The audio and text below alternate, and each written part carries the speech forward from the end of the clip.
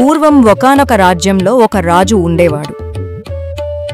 అతనికి ఒక అందమైన భార్య ఉండేది. ఆమె రాజుకి తగినట్లుగా పరిపూర్ణ లక్షణాలు కలిగిన మహారాణి. ఆ మహారాణికి 5 ఆడబిడ్డలు పుట్టారు. మగబిడ్డలు లేకపోయినా 5 ఆడ సంతానంతో వారి సంతోషానికి అవధులు లేవు. అకస్మాత్తుగా రాణి ఒకరోజు తీవ్రమైన అనారోగ్యానికి గురైంది. వివిధ రాజ్యాల నుండి ఎంతో మంది వైద్యులను పిలిపించి వైద్యం చేయించాడు రాజు. రాణిని బ్రతికించుకోవడం కోసం రాజు చేయని ప్రయత్నమంటూ లేదు. కానీ ఫలితం లేకపోయింది. ఒక విషాదకరమైన రోజు రాణి స్వర్గస్థులయ్యారు. ఆమె మృతి రాజుకు తీవ్ర దుఃఖాన్ని కలిగించింది. రాణి లేకపోయినా రాజు తన పిల్లల్ని పరిచారికల సహాయంతో రాణి లేని లోటు కనిపించకుండా ప్రేమపూర్వకంగా పెంచసాగాడు. వారికి ఆటపాటలతో పాటు సకల విద్యలు నేర్పించాడు. ఒక ఉదయం ఆ 5 అక్క చెల్లెళ్ళు రాజభవనానికి దగ్గరలో ఉన్న పచ్చని అడవిలోకి ఆటలాడుతూ వెళ్లారు. వసంతకాలంలో పొన్న చెట్ల పరిమళభరితంగా పుష్పించి పరవశింపజేస్తున్నాయి. పిల్లలు ఉల్లాసంగా పూలు కోస్తూ ఆనందించసాగారు. అడవిలో కొండగుహలలో నివసిస్తూ ఉన్న ఒక పులి ఆ పిల్లల ఆటపాటల శబ్దాన్ని విని గాండ్రిస్తూ పిల్లల వైపు పరుగెత్తుకొచ్చింది.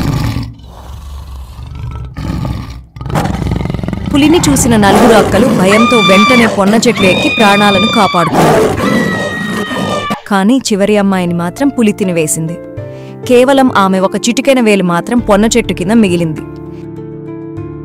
పులి అక్కడి నుండి వెళ్లిపోగానే చెట్లపై నుండి దిగిన అక్కలు రాజభవనానికి పరుగు పెట్టారు. రాజుకు జరిగిన విషయాన్ని వివరించారు.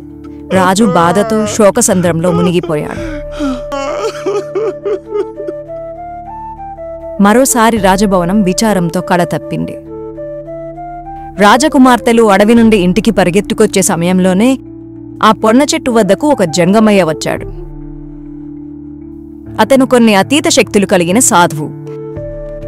అక్కడ అడవి ప్రశాంతంగా లేకపోవడంతో అక్కడ చుట్టూ పరిశీలిస్తుండగా అక్కడే పొన్న చెట్టు కింద మట్టి మీద కదులుతున్న ఆ చిటికెన వేలు అతని దృష్టిలో పడింది. అతను దాన్ని చేతిలోకి తీసుకొని తన దివ్య దృష్టిని ఉపయోగించి జరిగిన దురాగతాన్ని తెలుసుకున్నాడు.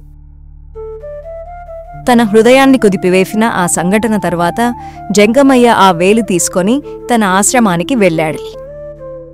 ఒక కుండలో మంత్రించిన నీటిలో ఆ వేలుని ఉంచి మంత్రబలంతో కొన్ని రోజుల పాటు ఉపవాస దీక్షతో జపతపాలు చేసి ఆ చిటికెర వేలికి ప్రాణమున్న చిన్నారిగా పునర్జన్మనిచ్చి మళ్లీ మనిషిగా తయారు చేశారు. జంగమయ్య ఆ పాపను ఎంతో ప్రేమగా పెంచుకున్నాడు.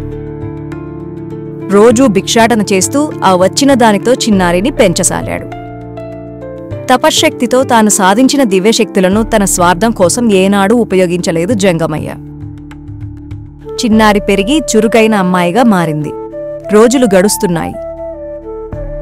అయితే ఓ రోజు జంగమయ్య అనారోగ్యంతో మంచాన పడిపోయాడు. ఆ పరిస్థితిలో జంగమయ్య ఒక పాటను అమ్మాయికి నేర్పించాడు.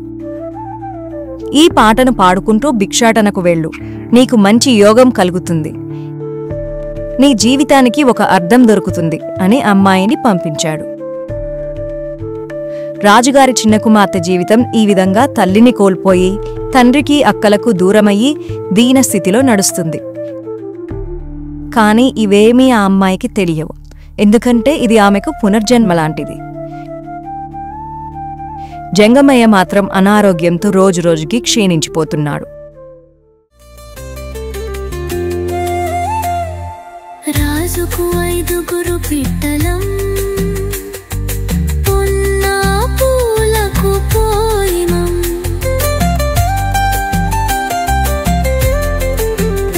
పులి రాజు పుక్క పెట్టే జంగమయ్య జోలి పత్తే పులి రాజు పుక్క పెట్టే జంగమయ్య జోలి పత్తే. ఈ చిన్న అమ్మాయి ఊరూరు తిరుగుతూ జంగమయ్య నేర్పిన పాట పాడుతూ భిక్షాటన చేస్తూ జీవనం గడుపుతూ ఉంది.